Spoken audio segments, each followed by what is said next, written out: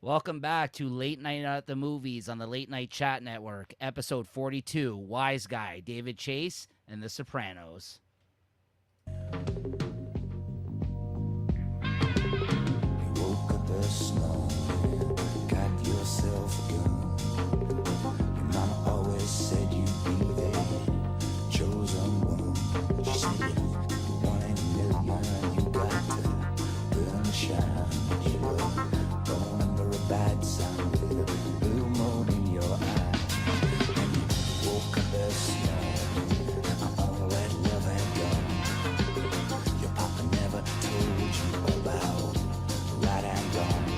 But you're looking good, baby. I believe that you're feeling fine. Shake my life. All right, welcome back, everybody, to Late Night at the Movies. Joining me today, we got Max. What's going on? What's up, guys? What's up, wise guys What's out up, there? wise guy? But yeah, welcome back, everybody. We were excited to get together to talk about this new documentary that's come out very recently on HBO. It's a two-parter. I think it runs about like 2.5 hours, I would say. Like In one part's combination? an hour and a half. The first part, I think, is about an hour. 15 maybe? Yeah. So maybe 2.5, 240. Yeah. So that's a two-parter that came out on HBO. I guess on their Max channel now, right? Right. Like it's available on HBO Max. And a two-parter about David Chase, hence the whole wise guy, David Chase in The Sopranos. It's not only a look at David Chase's career, but most importantly, the most biggest part of his career being involved with The Sopranos, being the creator of The Sopranos, right? So, yeah, this was really interesting. What'd you think of this? Overall thoughts about this? It was good. It was good to see because it was good to see sort of first off to see his childhood, his upbringing. I never really knew too much detail about that. It was good to see sort of like more about him. I feel like in all that's said about The Sopranos, I don't think it made me realize, we don't really discuss the actual man, David Chase, the guy who created it, as much. It's more about what The Sopranos is about. Cheers, by the way. Cheers.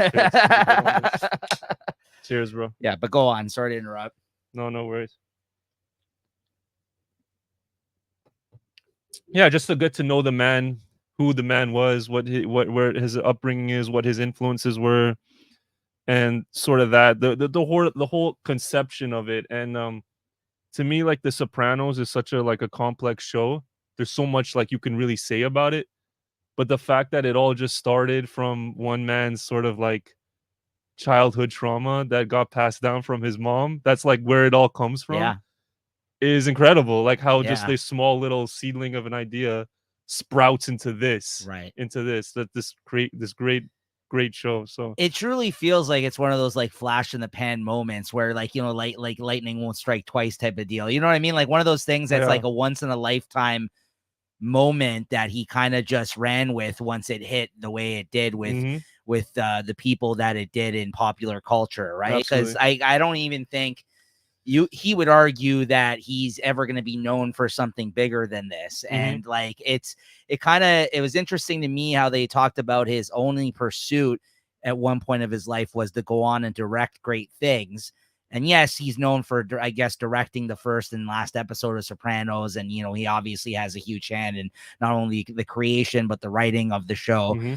But he's not known, I think, as a director, right? And I know that was his passion and something that he had hoped to get back to in a big way. But he was kind of like, I can't step away from this after the success, right? That was what was also really interesting about this. And overall, I'll say, like, if we're gonna judge the two-parter, one part versus the second part, I think the first part wasn't as good as the second part. The second part, I felt like really got into a lot more of the Sopranos, obviously. Like you said, the interesting things about the first part was that we did learn a little bit more about him as a person. But other than that, I felt there wasn't anything new that I feel like I didn't already know from other interviews necessarily. But then in the second one, I thought there was a lot of more revealing things outside of his own personal life stuff about at least the way that the show came together that I found really interesting as a Sopranos fan. Like, we should say that this documentary obviously wasn't done by him. It was done by somebody else, which I'll bring up the info here. that put this documentary together. But yeah, Done so by HBO, no? yeah, it's done by HBO, and but the people I think that like actually, like the person that did the Alex Gibney was the host, Okay. and The guy interviewing him? yeah, Okay. and who kind of like played the therapist role yeah. essentially as they played out like the show's kind of like On the set of the therapist, Melfi's yeah, office. yeah. Yeah. And then we also had Chris Albrecht as the narrator apparently throughout this Mhm. actual documentary. So I figured it was worth mentioning that those two people as well. And you know, obviously HBO put this all together, but it looks like they're kind of like the main people along with David Chase that were involved in this documentary. And then you got some like you got a lot of HBO like scenes from the show kind of spliced throughout the documentary, as well as some of the cast and crew, and also writers, which was interesting because I don't feel like we've really gotten to know the writers so much Yeah. as a part of this show. Like we had some of the actual people that wrote the episodes, like the writers' room people in this documentary, show up and comment about the relationship with David, and kind of even just to give you an idea of like the second part also contained the obviously the James Gandolfini bit of this, right? Yeah. And it really kind of talked about him now, you know, post-mortem, like kind of like, you know, like it's something they were able to kind of reflect back on some of the good and bad things, let's say, that he had been going through in his life on the set of The Sopranos, right? Absolutely. And I think that was my biggest takeaway from the two-parter to compare like the first part and the second part. I felt like the first part was more on David Chase. And then I think the second part was mainly focused on James Gandolfini, or that's just how it appeared to me.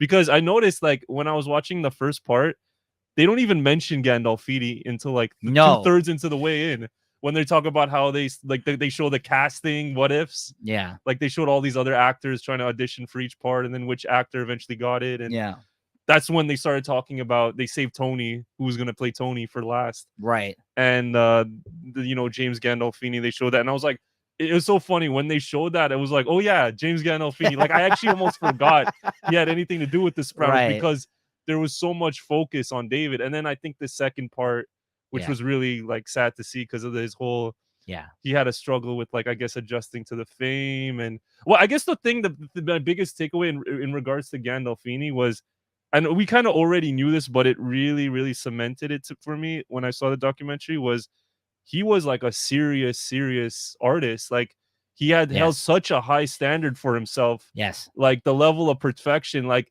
he walked out of the first audition. He was like, this is bullshit. Let me come back. And they thought he was killing it. I But made note of he held that such too. a high standard for himself. The other interesting tidbit I got from that was how he was saying something about how he gets into the mind space of like of actually working himself up into the anger that a character like Tony Soprano has on like a daily basis on that show. And he had said things of he'd go as far, it's kind of almost like method acting kind of ways of actually having that anger. He's like, go without sleep more than a couple of hours for 2 or 3 days before a big scene. Maybe only get 2-3 hours of sleep a night for 2 or 3 days. He's like, people are going to piss you off then if you come in like that. He's like, or put a pointy rock in your shoe and walk around with it all day. He's like, these are things. He's like, as long as it comes as no harm to anybody else, that I'm willing to put myself through to get there, which is kind of, you know what I mean? That's crazy. Like, it makes sense. That's probably why we got such a good fucking performance. Absolutely. Right? And it makes everything so much clearer now to me. Like, because Tony, when you watch the show, was someone who was just constantly pissed off at everybody for every little thing. Like, remember how many times he beat up Georgie? Like for no reason. Oh, the bartender, like for no fucking reason, because he like threw away the ice or some shit or whatever. Like he was always beating up on this poor it's also because he was a moron. Like he would come up and say something really stupid to him, and it would always be like in the middle of a tense conversation that he was having. Like maybe just stay away from him when he's talking to people. Like, you know what I mean? Yeah, you'd think the guy would get the message the first beating. But holy fuck! But it became an ongoing joke on the show, though. But then it kind of just like, this is the character. He's just someone who has to be angry all the time, and so this was Gandolfini's like process of like how to achieve that anger. And it's like, whoa, he really went the. No, I mean, it's powerful stuff. It stands as one of my favorite performances ever, honestly, like in terms of like how deep he obviously went with that character, and so much so that he became the character. And I know that I know that David Chase had some commentary on that as well, right? Because he felt like there was more of him. He felt like in James Gandolfini than he like to admit, right? Yeah, so because he actually even went on to say that in that whole. What was interesting is they showed you a bit of the eulogy that he did for him at his funeral in that second episode, and that was sad. That was so it touching. was because even David Chase started crying during it, because he talked about this moment on the set that well, everyone calls him Jim. It put a wet towel on his head, and transported him back to a time growing up living in New Jersey, of like his his grandparents or like other old Italian people in New Jersey, in the New Jersey heat, and he's in the aluminum chair on the beach, you know what I mean? Or like this was outside, I guess, in front of his lawn, but he just said that he felt like he took him back to that moment in time, and it's not something that he had put in the script. It's something he just decided to do in that scene. So and then he kind of broke down crying about that, because and then he also talked about like this other thing where he said how he always used to tell him, oh, the show, the places this takes me to, the dark places, because he's in a scene where he like destroys the fridge in one of the scenes, like he just slams the shit out of the fridge. And he's like, I never told you to do that. I wrote in the script, Tony gets upset or something, and like you are the one that decided to destroy the fridge, right? He was fully committed to the role, almost to the point that, like, I mean, obviously he knew the toll that I was taking, to the point that he's telling the head of HBO, like, fire me, I don't care, like, because he knows like this show is like really taking him to that length that maybe he doesn't want to go to, or it's maybe not fully worth it. And it also sheds a new light on me in terms of like his passing. Maybe, I don't know, I don't want to like sensationalize it or anything, but like, he died 6 years after The Sopranos ended. Yeah. But it makes me ask the question, like, did all that sort of darkness that he was creating for himself to play this character, did it linger on him years after the show ended? Because he died at a very young age. Yeah. He died at 51. That's young. That is young. And so it's sad. Like, well, I think it's also like the lifestyle catches up to you too, because they alluded to the fact that he was a heavy drinker. In a lot of ways, it's funny. I feel like the character that he plays in that movie, which I didn't really like the first time I watched it all too much, but I revisited this past year and quite enjoyed it. Killing Them Softly. Yeah. Oh my God. I saw that. The character that he plays in that is like a retired hitman, and it's almost like a commentary on him being typecast or looked at as somebody playing this character, Tony Soprano.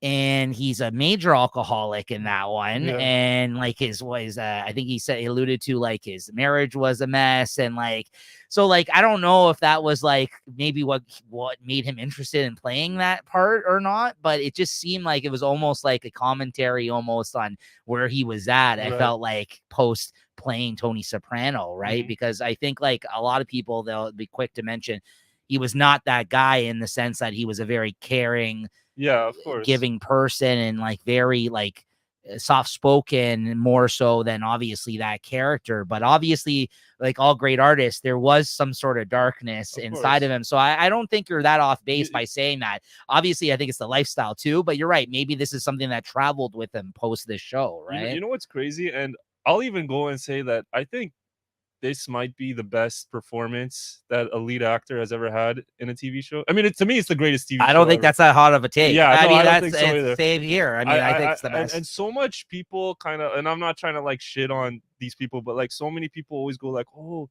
I didn't know that guy was British. And then because he plays like an American actor or whatever, and he has a British. The voice of Tony Soprano sounds nothing like James's real voice. No, that high pitched Jersey accent, like his real voice is much more deep and more calm and stuff. And so he's really becoming an entirely different character when he plays the show, and he's playing it so effing convincingly. Like it was quite the performance. Like, no, you're not wrong. It's great. It really is. It's some great stuff there. Just brilliant. Absolute brilliant. I mean, it's also probably my favorite show of all time. And so like, I really was very much looking forward to watching this documentary, anything, Sopranos that comes out. I've watched a bunch of like there's been some fan made stuff that they've put together over the years as well, like documentaries. I feel like other Talking people Sopranos? commenting. Yeah, there's been podcasts about it by a lot of the cast right now. The people that played AJ and Meadow, they have their own podcasts as well. The David Chase also went on to promote this documentary. I watched that. So like, you know, and I think it's just something like, you know, how long has the show been off TV at this point, but yet it's still.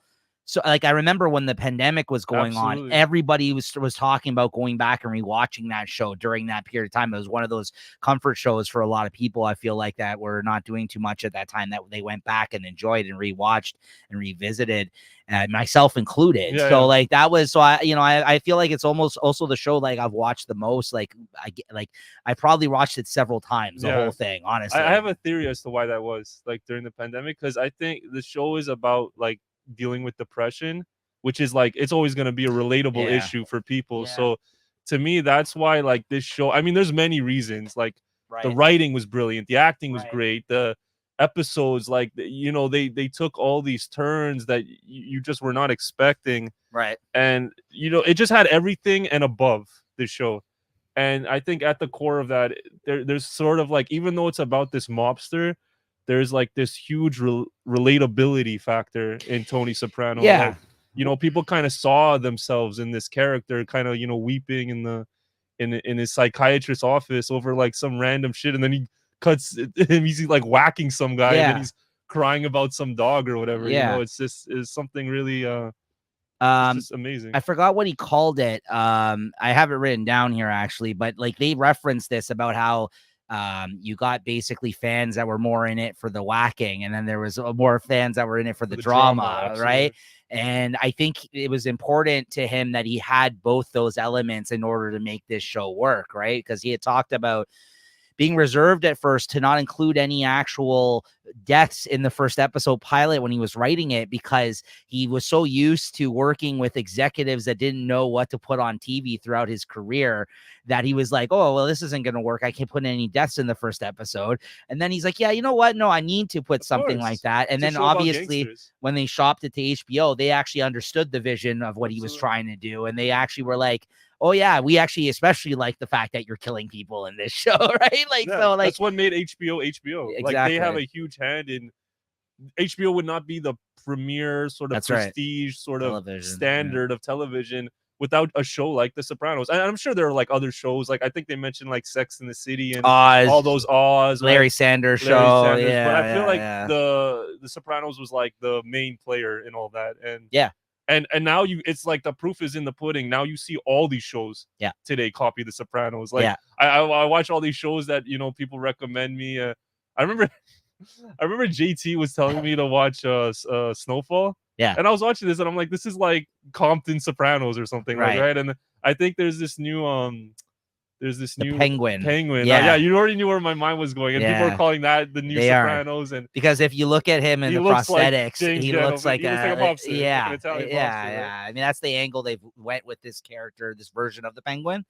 And Colin Farrell is unrecognizable. Oh, he was great in this prosthetic. Yeah, well, this is basically them continuing with that character. I'm not actually, I've watched about maybe like 15 minutes of the episode so far. So far, so good, but I can't comment on it because I haven't finished it as of yet. But yeah, man, that show is being compared, and I think as a result, been getting some bad reviews, mixed reviews. Yeah, because you can't go for the top right away, like when you start as a show, and that's not like a good starting point, I don't think. Right. So I think it's just people are comparing it to something like The Sopranos. But like, what are you trying to do? The Sopranos, like, right? Not even just this, but all these shows where you have a main character who's maybe not a good guy, like is this anti-hero or complex character, and has questionable morality and stuff like this, and you don't know what he really kind of a person he is. This is like now the standard. Like, how many shows followed that blueprint? Well, you just tapped into it. That's the other big part about this. And there's actually like I've heard there's like a book written about this as well, about the rise of the anti-hero. You wouldn't have a Walter White if it wasn't for Tony Soprano. I mean, that's the other big one I think everybody gravitates towards. If like the whole time you're watching Breaking Bad, you're rooting for this guy who over the course of the show turns into a horrible, horrible person. He doesn't start out that way, but as time goes on, he does, right? And I think like David Chase, he kind of hit on the thing, obviously, that people related to this character is the childlike kind of like innocence of the character at times when he has very good values when it comes to certain things, it seems like in his life, but it's all this other stuff that he does. Like he calls him straight up the devil, though. He's like, this is the devil, and like this is his representative. And I never heard him described that way by David Chase in something else. I really liked that breakdown as well, where he says that his wife is married to the devil in the show. Carmela's married to the devil. He's doing the devil's bidding. And I kind of liked that kind of idea that he had thought of the characters in that sense, right? But at the same time, they found the balance to show you that you could still love a character that's this flawed.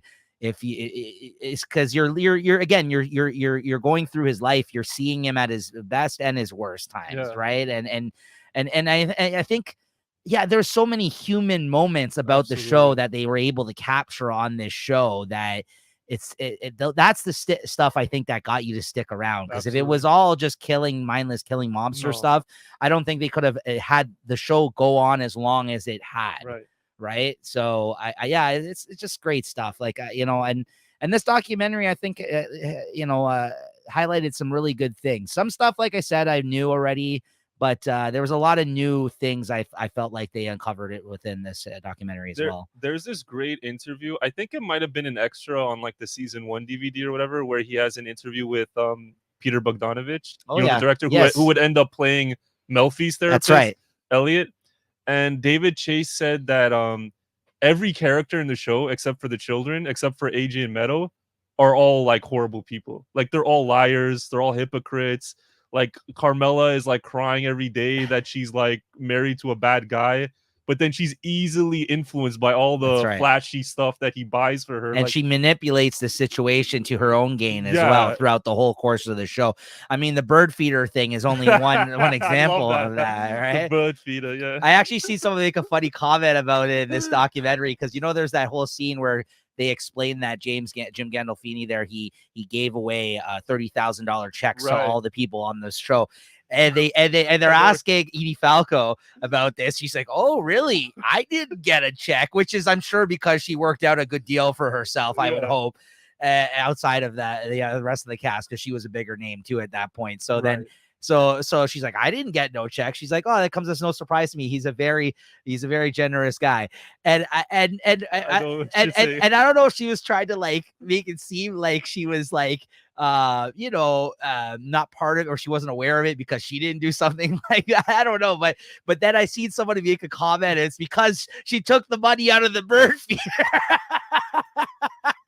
I love that the show has such a a life outside of this, that you'll see people in the comments on things talk about this, because they had that clip posted somewhere and I saw somebody comment on it. It's because she took the money out of the bird feeder. I started dying. I'm like, that's hilarious. Bro, right? You knew where I was going. I knew exactly where you were going, but like it's so funny because like the community has their own sort of like jokes about it. And it's like if you're you know exactly. It's great stuff. So what I did basically is I went through and I took a bunch of bullet points from part 1 and part 2 on this, which we can kind of go through and comment on if you want to kind of go about it this way. Is there anything else do you want to mention though before we get to that? Like overall I have some thoughts? too. I'll throw some of mine in too. Sure.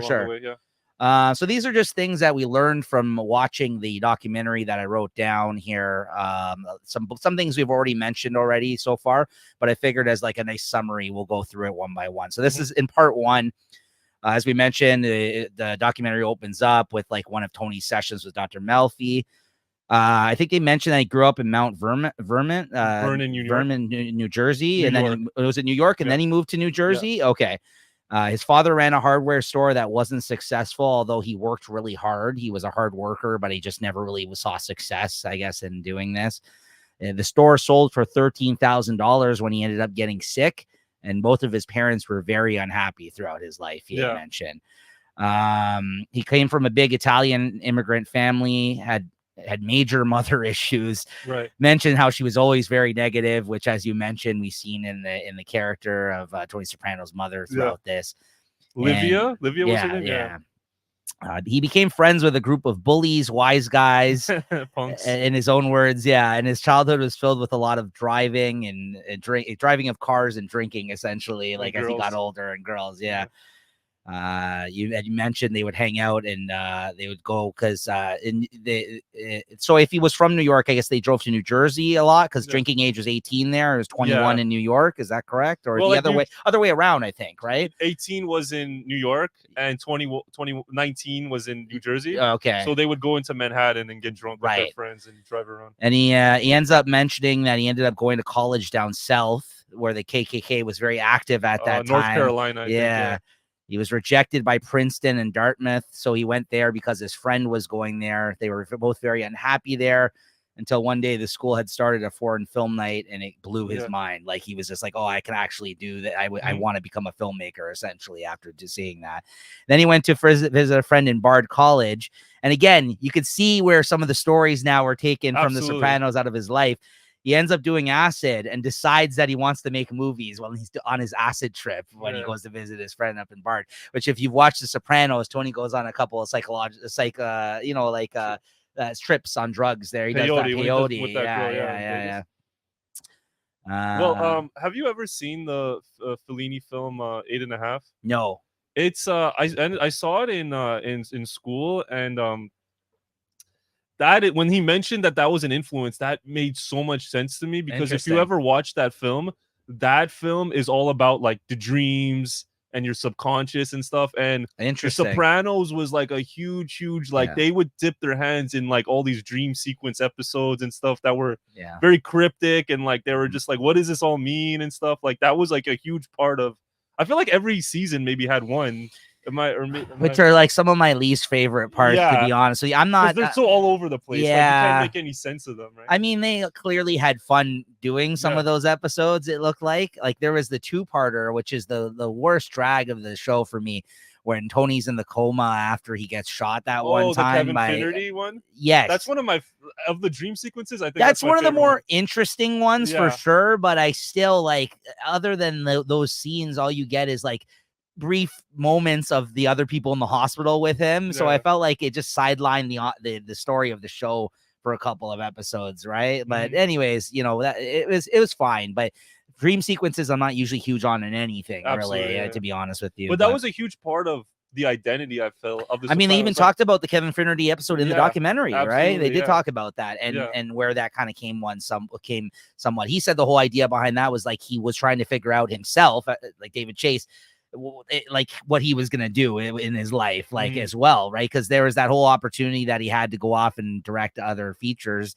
because of the popularity of the show, but then he ended up sticking around, and then he really didn't know what he was gonna do. He didn't even really have an idea of ending the show. He was just running with it, like he had given it no thought up to a certain point. He said, right? It's gonna go on for who knows how long. So yeah, that's another.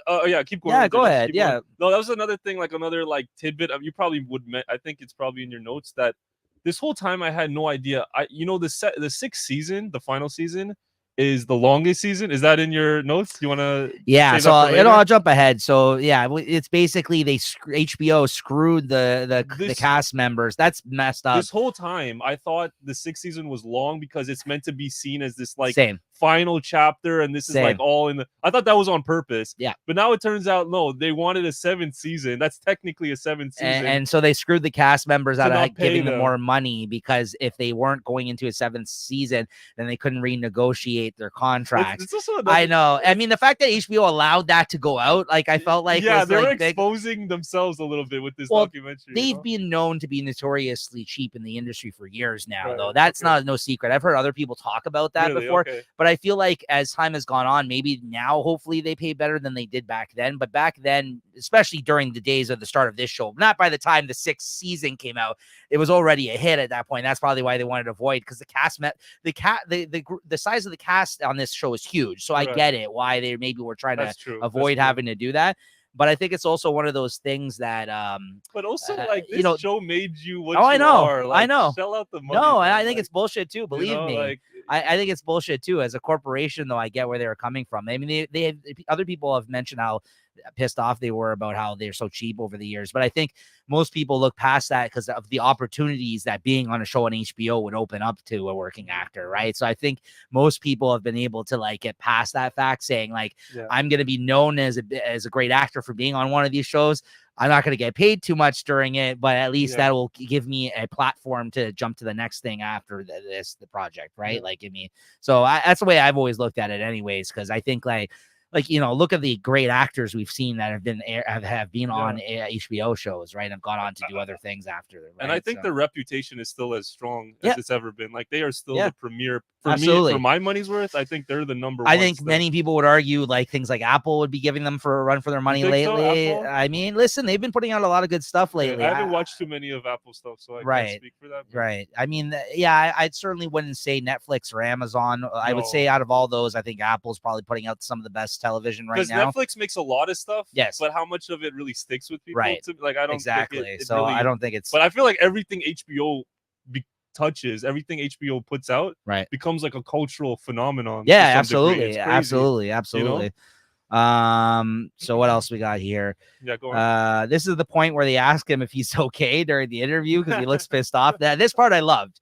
This is such a great inside look of how David Chase is, and like, you know, he's clearly like also like somewhat of a miserable person at times. Like, he's very like, he doesn't like all the show is like, he doesn't like, he's not very like, you know what I mean? Like, the way he acts, he doesn't bullshit you, you know what I mean? He's very straight up, and you know what I mean? So, not pretentious. Yes, exactly. So they say if he's okay, and he's like, listen, I just feel like I've been talking too much. I regret doing this. He literally says, I regret doing this. This is too personal now. And then he references one of my favorite lines of The Sopranos when he says, who gives a shit about this? Who cares about all this? Like Tony said, remember when is the lowest form of conversation. I didn't realize it was going to be about me.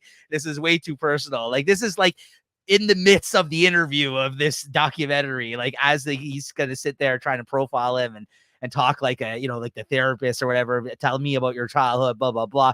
At a certain point, he's just like, listen, I think I'm over this. Like, he almost looks like he's going to get up and like walk away. And they're like, whoa. And this is the first thing that I wrote. And I guess this was like my first kind of takeaway was, and I guess this was obvious, and I guess subconsciously I knew it, but then this documentary really, really affirmed that for me. Enforced that for me was he was Tony Soprano the whole time. Right. David Chase. That's him. David is Tony. Well, Tony says that he based a lot of the character he was playing on at that point on some of his mannerisms. Yeah. Right. About how he gets frustrated about stuff. And obviously it coming from a personal place literally of the mother.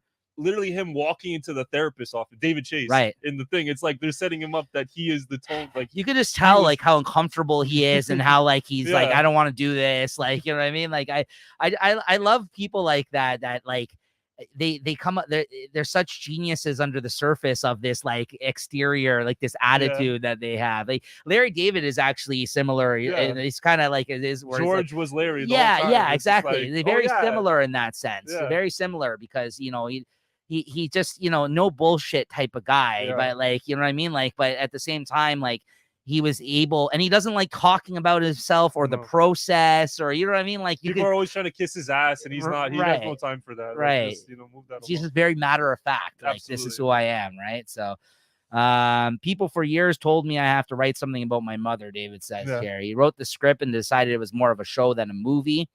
Shopped the script around. No one wanted it. It was dead in the water. HBO gives it a chance. HBO also needed something at this time. They weren't known for prestige television, more so for boxing and movies. Yeah. As we mentioned, Larry Sanders, Oz, Sex of the City, those were big shows. David Chase had a history of working on good things so far during his career, but did not have any major success on his own. He then went to Stanford University for film school when he was younger, moved to LA, worked for somewhere called Clover Films, who did German films with prostitutes, like softcore porn movies or something like that they had mentioned. You know what's crazy too? That also is like another thing we were talking about, how like the roots of The Sopranos takes form in his life. Yeah. Like that whole him being involved in pornography. I feel like there was so much porn in The Sopranos. Yeah. Like their porn stars were playing like roles in there. Yeah. like porn posters all over the. Well, the Bada Bing. Bing is Scores, right? Yeah. So it's just like, oh, it's an okay, actual strip club. Yeah. There's all this like reference to porn. I was like, oh, okay, wow, this is interesting. Like, this is making a lot of sense now. Yeah, really. I actually didn't make that connection. Yeah. That's a good point. He said he wrote a film called Grave of the Vampire while working for there, which he basically called a piece of shit. He was hired to write an episode of something called The Bold Ones, The Lawyers, and he never got to direct, so he kept writing features. That's when the writer's strike happens, and he was able to network as a result of this and talk with other writers when he went to go strike. Meets the writer of Mission Impossible, who hired him for the story editor of a show called The Magician, ends up going to work on the Rockford Files, I'll Fly Away, Northern Exposure. Like, those are some big shows in their time, right? David never liked meetings with the network while working in TV. In the original conception of The Sopranos, no one was getting killed, as I mentioned, and he was used to working in TV and not liking that as much. Lorraine Bracco originally wanted to play Dr. Melfi, despite David Chase wanting to have her as Carmela. He told her, "You're going to have to sit still in this part."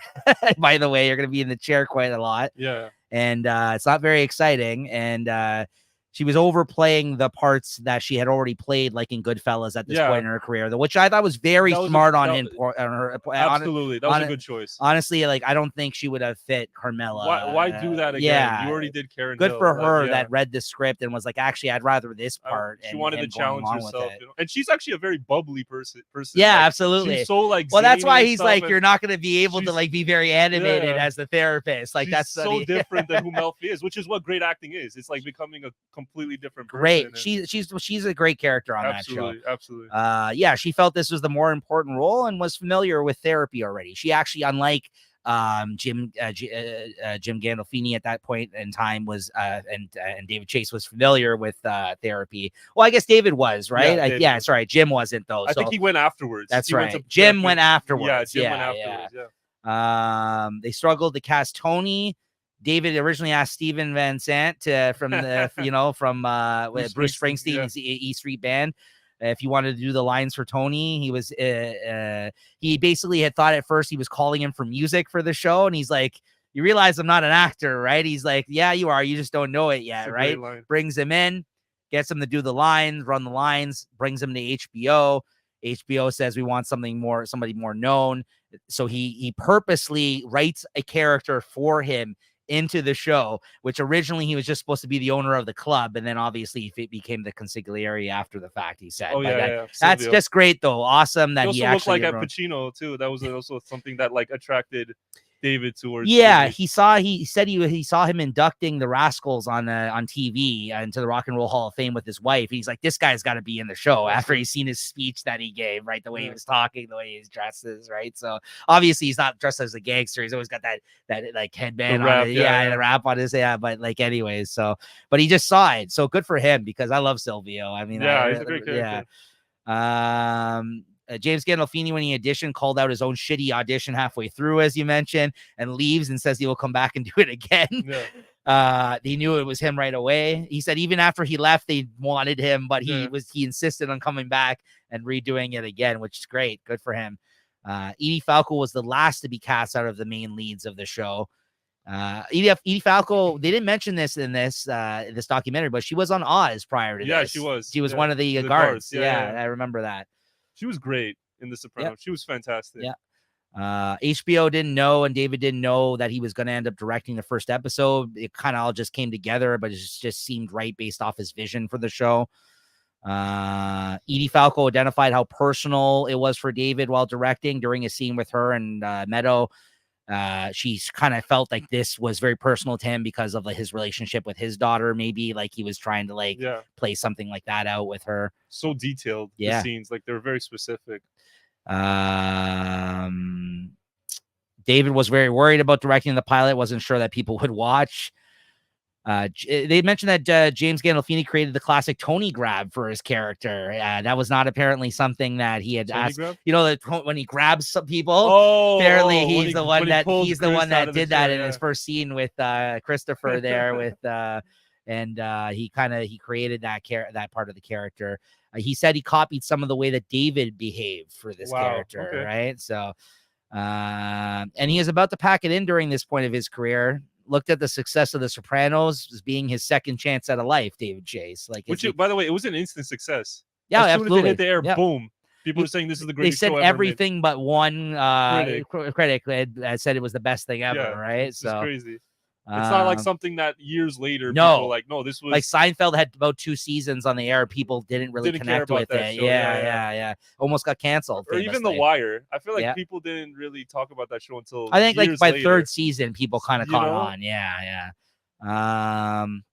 David had in his mind his view on Americans and the culture and how everyone had gotten so greedy and how society was going downhill and that they were so materialistic and so selfish that it made a mob boss sick. That was his whole idea, which you see as a constant theme throughout the show. That's one of the more interesting things about the show for Right. me, like the whole decay of American culture, and the only everything is just money. The tagline was that he kept bringing up was money and death. Yes, this is what the show was about. Well, that's money what they, and death and taxes. They always talk about. Yeah. Everything is just money. You turn on TV and you're just being fed an endless list of ads and stuff. It's just this is what America is. You know? What else here? The American dream and the American nightmare all at once, as he put it. It had a lot to do with capitalism, of course. They filmed it actually in New Jersey. Unlike many other shows that don't film on location. And HBO understood his vision very early on about this after reading the script.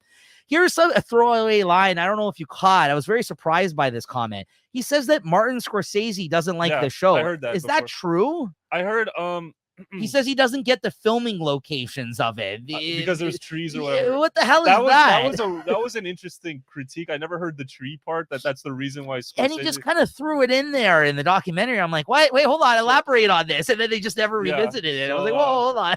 So it's in my opinion that, and maybe I don't. This is not a hot take, but jealous. No, not jealous.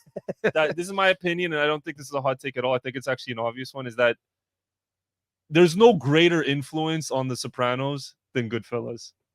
When you consider like almost all the cast members were Goodfellas, like in Goodfellas at some point or whatever, right? Right. And I think I said like I read a line David Chase said that the Goodfellas is like the Bible to me when he was making The Sopranos. Like that was like the main reference point, and it is like this sort of gangster, but like it's a gangster story, but told in like regular human terms. So it's not like operatic, like The Godfather. It's just like these are like regular human beings who are scumbags and they're whatever. Do you think he doesn't like the fact that he took such inspiration from him and went off and did something then? I don't know if that's the thing. I just remember reading, by the way, also remember in the first season, and this is also an interesting tidbit about HBO shows.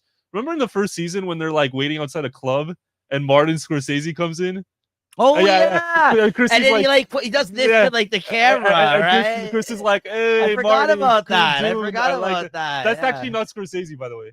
Oh, that's an actor. Made him look like Martin Scorsese. But you know what's another thing is that Scorsese has actually cameoed in a lot of HBO shows. Right. Like he was in Curb Your Enthusiasm. Yeah. And he was in Entourage. I don't remember him in He was in Entourage. Okay. He gave Vincent the role, remember? Okay, I don't remember. Of all fucking actors he'd want in his movie. Hey, Vinny, I think is this the Queens Boulevard No, one? this is The Great Gatsby. Oh, no, that was the crazy director who did that one. Yeah. Billy Walsh. Yeah. So this is The Great Gatsby. Remember, he's like, I'm thinking about you in my next picture. Yeah. So, where the fuck was I going with all this?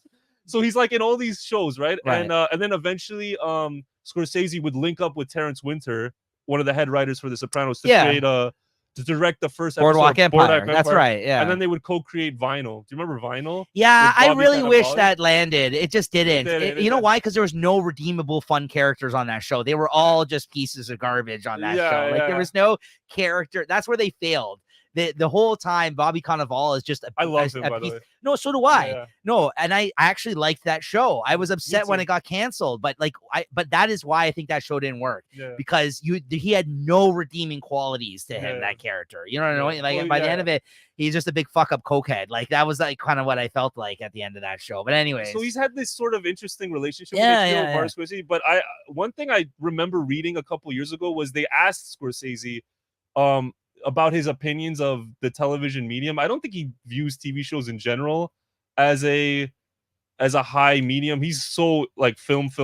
Right. And they asked him like what his opinion was on The Sopranos, and he didn't really have like much to say about it. But interestingly enough, the one TV show that got him sort of like looking at TV as like as a medium of merit, so to speak, was Right. Curb Your Enthusiasm. He was like praising Curb more. He was like, "Oh, Larry David is such a great writer and stuff like that." That's interesting. And like they were asking him about The Sopranos, and he kind of pivoted away and like started complimenting Curb. It was so funny. Interesting. That oh, by the way, speaking of, this is also another random tidbit. Remember in The Sopranos when Junior is watching TV? Oh yeah, is that me? It's Larry David. Yeah, is that me? It's where he's senile. Yeah. It's so funny how like these HBO shows like cross pollinate with that's one true. another. That's a good point. That's a good point.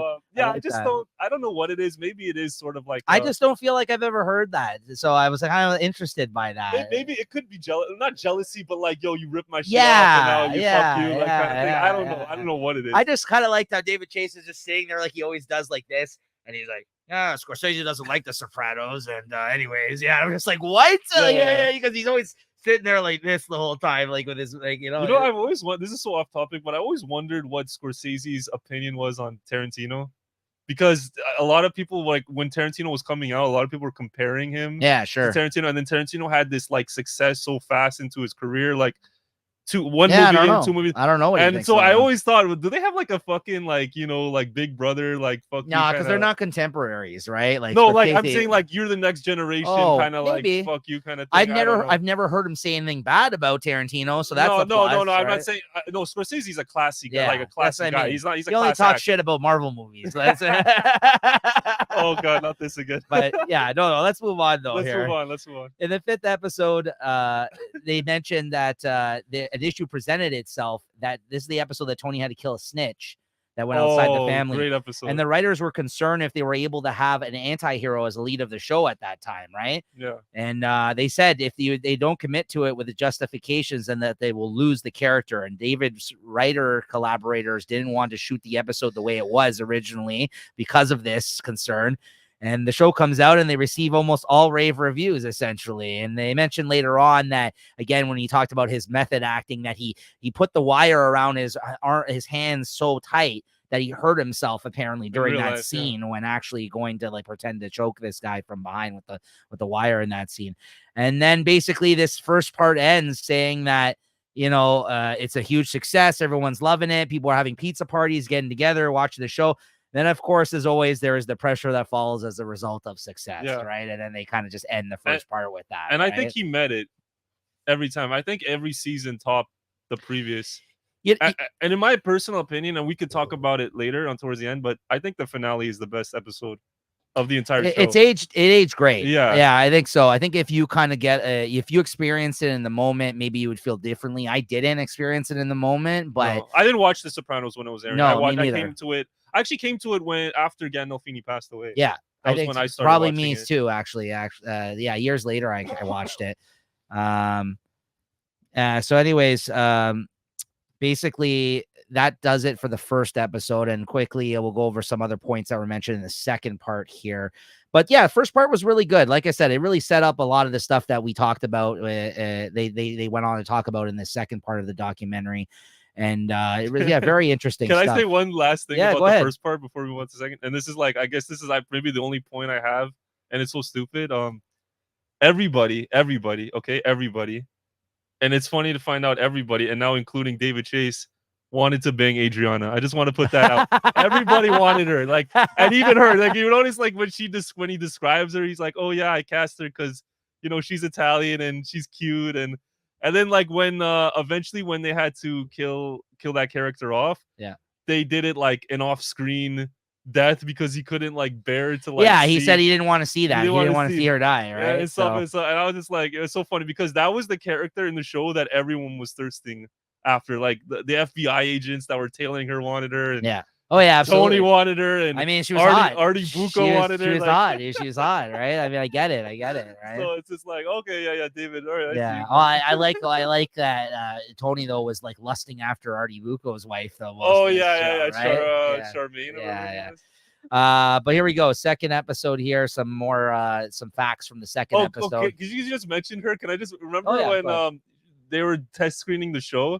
and they people the audience screeners or whatever, they were like making a note that Charmaine was like the moral center of the show because she's the only one to criticize Tony and see her for what he is, and like their notes were like, oh, there should be a bigger focus on that character, and David was like, "Fuck out of here with that bullshit." Yeah, that was interesting too. That was interesting too. Actually, it's like, I'm not trying to hear that. Like, this is a show about bad people, right? Like, fuck this. No, it's true. Center, I mean, listen, we can't be doing that, right? Yeah. So yeah, auditions for the show were in New Jersey. They were huge. Police had to shut it down. Ginny Sack was found this way of just random people writing in and showing up for auditions. She was not an actor. Would you have gone to audition? Oh, if I was in New Jersey, sure, absolutely. Why not? It would just be an experience, right? Absolutely. There was a group David calls the more whacking, less acting group. There you go, fans that preferred the mob part of the show over the drama. Some of his and the writer's ideas came from weird conversations he would have heard in his past from funerals and other things like that of that nature. And then he talks about whether or not the show was a comedy or a drama, which is again part of the brilliance of the show, is that there was so much comedy found in like the mundane dealings of life, right? Like it's even the most tragic of weird moments in your life, you can get mind comedy out of it. It was right? as brilliant as it was a drama. It was just as equally brilliant a comedy. And in fact, maybe enough is not said about how funny that show is. It's like the funniest show, as well as being the more serious. And like even the lines, like, because we were just talking about the more whacking, more killing. Remember when he's like, when he's giving when he kills what's that character? I forgot his name, but the one he gives the soda to, Brandon or whatever. Oh yeah, like, yeah. That sugarless motherfucker is the last one. That was so good, bro. So funny. Bacala. No, what was his name? Something like that. Not Bacala. That was the other guy. Brendan? No, not Brendan. No, I forgot. His name was something like that. Yeah. But yeah, he's the guy from Bronx Tale. Yeah. Thank you. Yeah. So he was also got a troubled history. You sure you want something with some sugar in it? Like, thank you, Tony. Yeah. Anyways, Tony Sirico was very real. They mentioned here was just as quirky of a character in his real life. Yeah. He had no hair people for the show. He did his own hair and styled it. Got up in the morning, had a whole procedure and everything about it. Mentioned about in the famous Pine Barren episode how it's the only time during the whole show where his hair had to look messed up because of the shit that they went through in the woods, and he gave them he gave them a hard time about having to mess up his hair for the scene, and he's like, he finally gave in, and they're like, okay, shoot him very quick right now because we're never gonna get this again, essentially. If I'm not mistaken, I think Steve Buscemi he directed that. Yep. As the show got more complicated, David bought a place in France for him and his wife and moved there.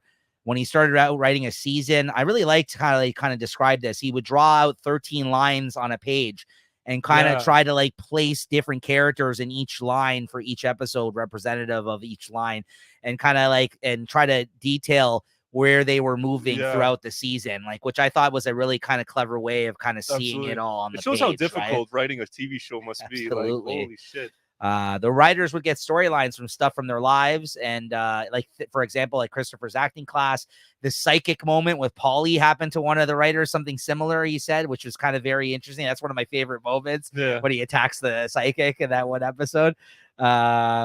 Writers, this is a very important thing. Writers were able to share stuff in the writer's room that would be considered racist and sexist by today's standards because they were trying to get in the head of these characters and write out stuff for them.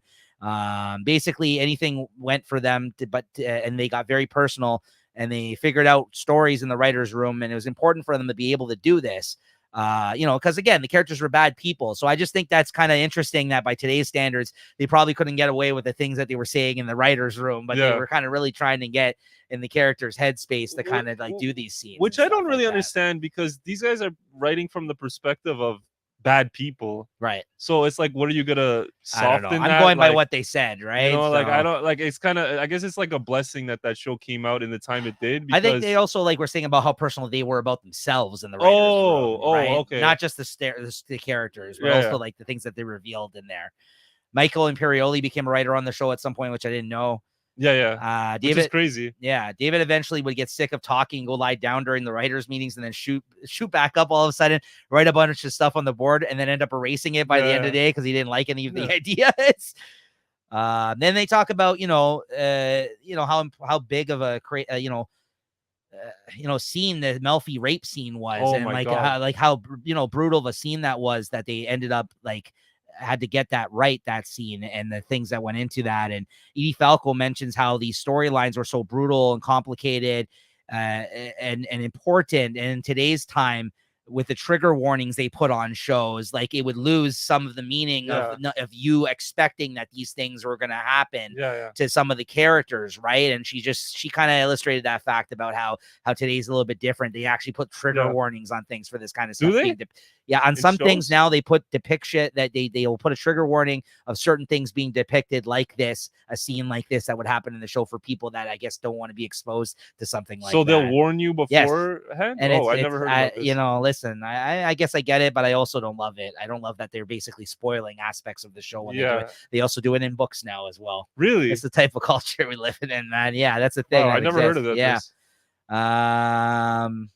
That sucks. Tony was a bunch of terrible things, but always at the end of the day had to be the smartest one in the room. Right. The actor that played Tony's mother, I didn't know this either, was sick with cancer and emphysema while shooting the show. Yeah, she actually died. When they killed off her character, she had actually just died in real life, right? So, which is actually so interesting to me, because originally he had visioned this as a movie, The Sopranos. That's right. And then the first season was basically what the movie would have been, with Tony killing his mom, but I guess the actress wanted to stay on and stuff. Yeah, she asked David to keep her working, and they did while they could, but she didn't live much longer after that. And he seemed a little upset by this while talking about this. Yeah, I can imagine, but it just seems so interesting to me, because to me, the whole genesis of The Sopranos stems from his own troubles with his own mom.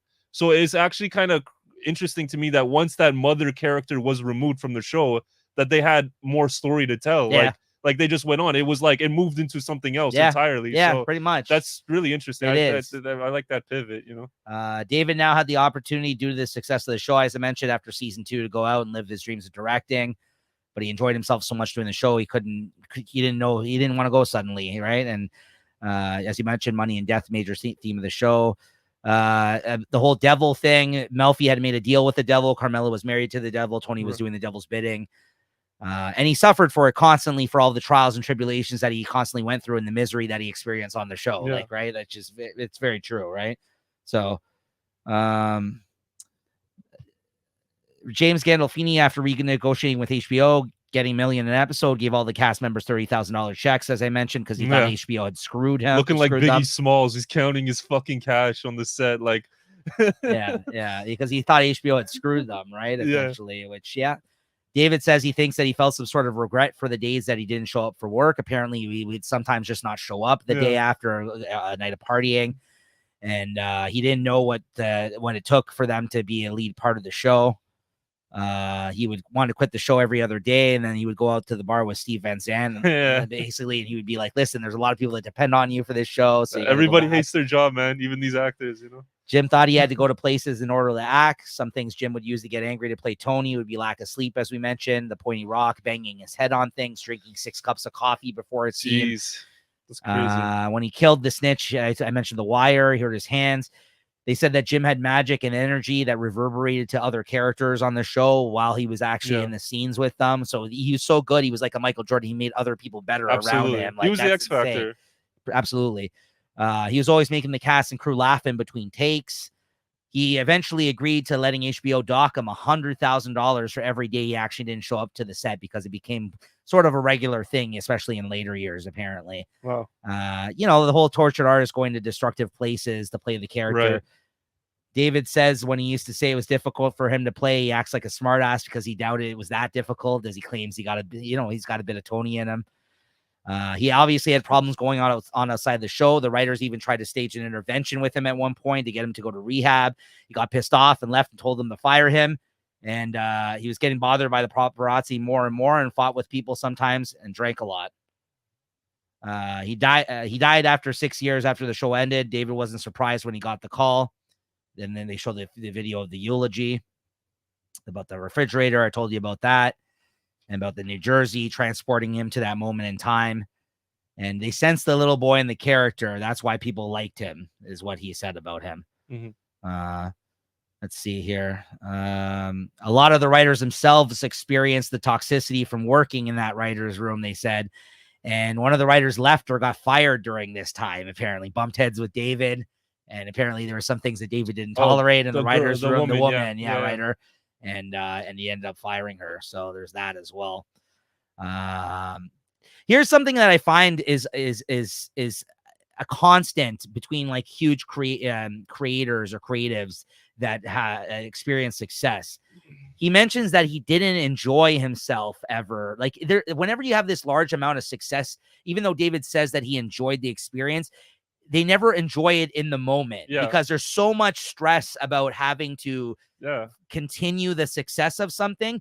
They never sit and stop and smell the flowers. You know what I mean? So he mentions that in this scene about how he was never able to experience like enjoy it in the moment. And I've heard so many people say this about stuff that they've been involved in. Even on Seinfeld, Larry David said the same thing. He's like, at the time I really enjoyed the experience, right? He's like, it wasn't only till later that you, and Jerry too, that you could really look back and be like, you know what I mean? I wish I enjoyed myself more. Bro, you and me have like the same, because I was gonna go exactly there. I saw an episode of Comedians in Cars Getting Coffee. Yes. Where they did with Michael Richards, the guy who played Kramer. Yeah. And he said, oh, I wish I had enjoyed it back then or whatever. And Jerry told him, you weren't supposed to enjoy it. Right. Because it's work. It's very high, tense, stress work. And so it's like we're creating a product for people. They're like killing themselves creating this thing. No sleep, day and night. So it makes sense. Like, you're in the process and then you get to enjoy it, the kind of fruits of your labor after it. And look, he's a success. They made a documentary about a creator of a show. Like how many people are getting that, so he did a great thing. No, I just when I heard that, I just thought that was very telling, because I've heard it from so many other people. Absolutely. Like that same thing. Like I never actually looking like past an experience, being like, I wish I enjoyed myself more when I was doing that, right? And so many people don't, right? And because of the pressures of being able to continue something that is a success. And clearly the success of the show at this point, all the people that he got to know that were like family to him, you have to continue this success for them as well, right? And so did Tony, James Gandolfini, and so did everyone involved, right? It's like a group effort, right? It really shed a light to me how demanding work is when you're on a show or you're an actor. Like they were talking about how they would start at like 6 a.m. and they're going on until like midnight or then whatever. You would go home and you have to memorize the script for the next day. Of lines and stuff. So it's like, dude, it's a nonstop hustle, And then he kind of mentions this period about the whole dreams and movies, how they're so close to each other, and how David had dreams that he had murdered someone at some point during the time of doing the show. And then they talked about the Kevin Finnerty dream sequence. Who am I? Where am I going? That was kind of like the whole point of that kind of thing, those episodes. And then they talked about how if David invited you to lunch or dinner, he was going to kill your character off. Like a real mob boss. Yeah. He was the real mob boss. He didn't like doing it ever. The actors clearly didn't like it either, because they would beg for him not to kill them off of the show. And he's like, listen, it's a mob show. People got to go. I'm sorry, right? Like at the end of the day. And I really liked that, right? That he said that. And then like you mentioned, he talked about the Adriana's death, how he felt about that, how he couldn't watch them doing the scene because he didn't want to see that happen. Which I mean, is that like a kind of a cop out? Like you've been killing people this whole fucking time. Now you're getting like soft about it. I like how she mentioned the fact though that before the show aired, like there was a whole confidentiality issue going on about storylines getting leaked before the shows, which is something still relevant today. And she, in the time after they shot two scenes for that, one where she lives and one where she dies, even though she figured out, oh, I'm going to die. So she went out to get another job. So that information leaked. So then people assumed that she was going to get killed in the season before the season actually came out. And apparently David Chase was really pissed off about that, because she shouldn't have done that. But she did the right thing. She was like, listen, I was worried that the fact that I was so popular from this show was going to die off in that period. And I needed to get a next job. So I went straight into another show. I think eventually, I don't know if this was the job that she went on to go into after this, because I don't know if they intersected the time they were on TV. But she eventually, I remember she had a recurring role on Sons of Anarchy for a little while. I never got to watch that. Yeah, it was all right. But yeah, she was on that show for a little bit that I remember seeing her on. One thing that put a smile to my face was just like, The Sopranos was this huge cultural phenomenon. Everyone was rushing home to watch it when it was airing. Like not me, but the people who were watching it. Right. And it's just so funny to see that even the cast members were crack crazy for this. Like they would, the second they get the script, they need to read it and they need to know what's going on. And the guy who played Chris Moltisanti, he was so into Michael the show. Imperioli. He was so into it that he was like, I need to get a seat in the That's writer's room and stuff. Like, yeah, it was really cool, like how into it they were in the show. Like, they really loved the show they were part of, and so that was really awesome. Then you mentioned the season 6A and 6B is what they called the final season, so HBO can get away from giving them raises for the 7th season. David was asked a couple of years before if he had an end in mind, which he never gave any thought to. He came back to direct the last episode with the original person he worked on the first episode with. I think the cinematographer, I believe, that helped him with that. And something mystical about the way it was shot and felt. He thought he may have met his demise at the dinner originally with the other bosses in this episode, the final episode he has mentioned. But then he said when he was driving down the street and he saw the diner, he thought that that the diner scene would have been a much better way to end the show. He was going to do the mob boss one. He was going to, because you know them, they go in that locker that they go into, like it's like a warehouse or something before they find he said that he thought that there was going to be like a meeting that took place and that would be the end of the episode originally. Right, he envisioned the end of the episode, well, they kind of showed in the documentary, he envisioned the end of the series as a reverse of the theme song, where Tony is driving out of the Lincoln Bridge leaving Manhattan to go to Jersey. He was going to leave Jersey to go into Manhattan, and then that's right. That would have been like his life, which is an interesting idea. That they would have kind of played with that. Like, and they did have a bit of a moment like that in the last episode where he's kind of like driving and kind of watching stuff. There is a moment like that, if I recall correctly, right? I think so. In the I got to rewatch it. I think there is. I think there is. Now he didn't do what he set out to do, but I believe there was a driving scene in that episode. And me personally, as like a as a lover of films and stuff like that, I really like where they're drawing inspiration from other movies and stuff that they incorporate into the episodes. And in the final episode, how they borrowed from 2001: A Space Odyssey, which is like very interesting. That of all things you would pull for the way it was shot, he was saying how he's walking into his own POV, which is a very interesting, very sort of which he said that he did in the first episode as well during the chase scene when he's chasing down that guy. Right. No, that was Chinatown. Oh, Chinatown. That's right. Sorry, Chinatown. Sorry, you're right. Which was also really, yeah. I would have never have seen that. Yeah. But this whole thing of him, Tony walking into his own POV, almost seeing his own future, seeing his own death, if you want to say it. He got it from 2001. That's so cool, bro. That's a very inspirational film for a lot of filmmakers. Yeah. I know. Have you seen it? No. It's really good. I know. I have it. I actually should rectify that at some point. Really good. Yeah, and then he talks about he wanting to do "Don't Stop Believing" for the last song, and everyone the writers thought it was very on the nose. Yeah, I get it, but he's now like, I can't think of another song. Well, that's why David Chase is like, well, you guys come up with one then. He's like, this is kind of where I'm at. And he said about the line about trying to remember the times that were good. You didn't say that one time. Didn't you say that one time? Or this the AJ mentioning the thing Tony said, which I never made the connection that he said that in the first episode till this. In the first season. Never. I didn't remember that till they actually said that. I saw a video essay that was breaking down the final episode of The Sopranos on YouTube. And they were saying that scene when he brings up the line and Tony doesn't remember it, Tony himself doesn't remember it, was to show that like Tony as a character had like fallen so hard from the person he was earlier in the show, like morally, like he had lost his own wisdom. And I was like, wow, this is. I never looked at it. I never really realized that connection until this documentary. And then I liked the way how David put it. How they mentioned that how the actors were in shock at the end. Jim didn't even know about what happened there.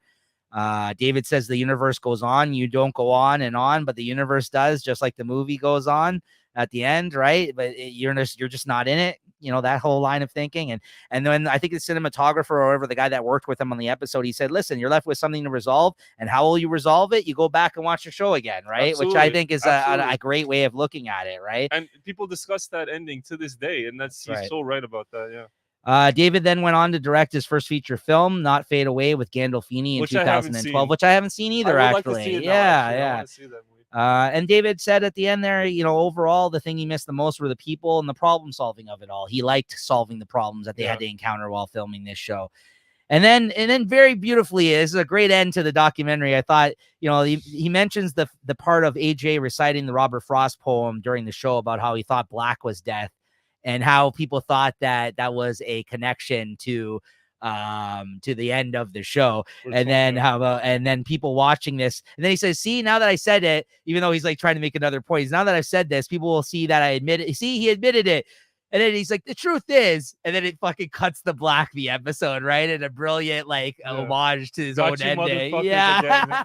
Y'all thought, you know, anything changed, you know, fuck y'all. Like, he was so, that was brilliant. Yeah. What do you think of the final? Like, what do you think? What is that ending? What does that ending do for you?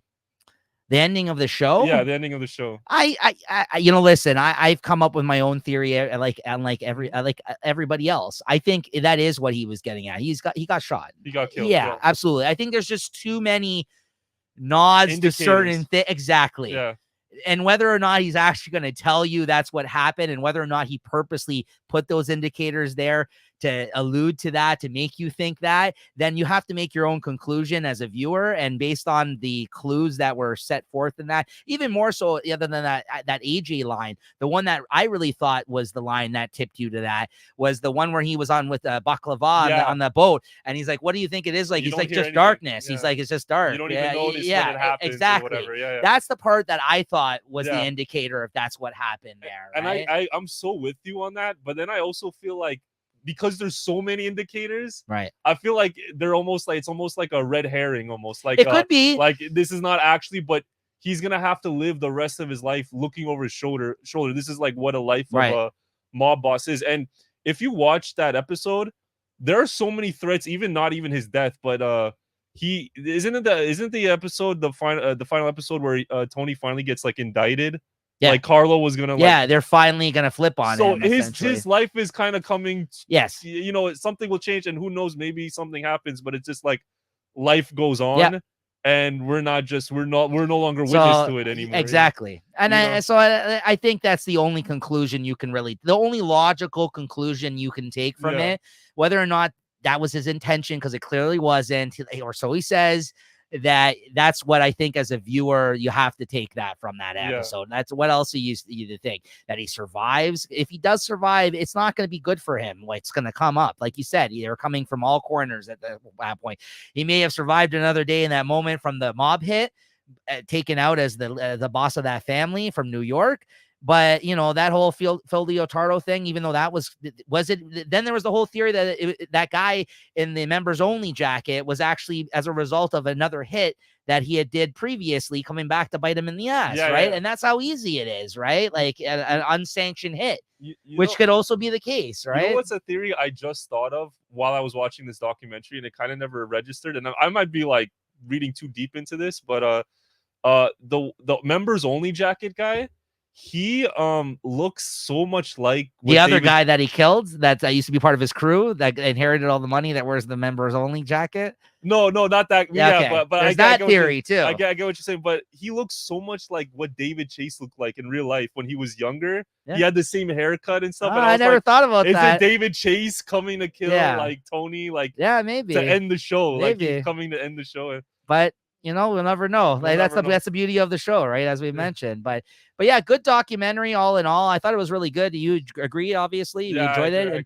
And if anything, this conversation is just kind of, you know, I mean, fueled the flame for possibly us to do a Sopranos rewatch show here on the network. So stay tuned. We're not officially calling it yet. It is a big undertaking. Absolutely. But it is something we've been playing with the idea of behind the scenes. So stay tuned, guys. That's all I got to say about that. Make sure to check out our other movies in the playlist here on Late Night at the Movies. We've been having a real fun time doing this.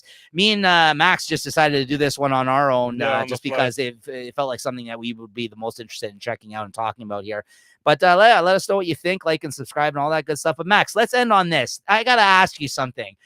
Like, honestly, out of everything that has occurred on this conversation and your thoughts on this show, the most important thing, let the people know at home what your hugest takeaway was from this, not only in the end, but like, you know, just like, this is very important stuff, what you got to say here. Okay. So I really